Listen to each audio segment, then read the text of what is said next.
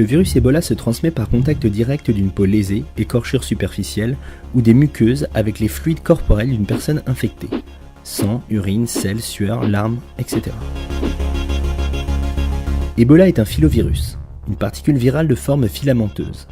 Comme la plupart des virus, il est constitué d'une information génétique, son génome viral, protégé par une enveloppe de protéines, la capside.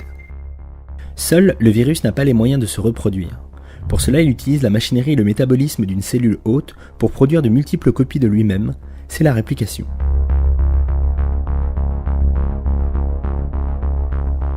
En pénétrant la cellule, le virus perd sa capside et libère son génome viral. Celui-ci va se servir des capacités reproductrices de la cellule pour se répliquer et produire des milliers de nouvelles particules virales, des virions, qui vont à leur tour se répliquer dans d'autres cellules et infecter peu à peu tout l'organisme.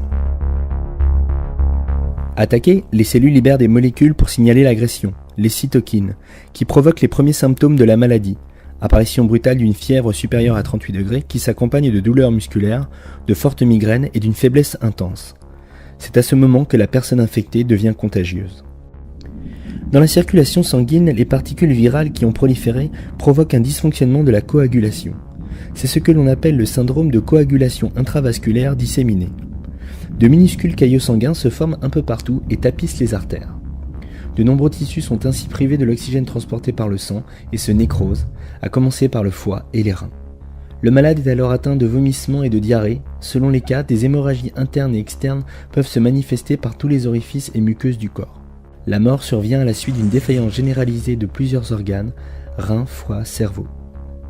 Les cadavres restent particulièrement contagieux, car c'est au moment de la mort de l'hôte que le nombre de particules virales est le plus élevé.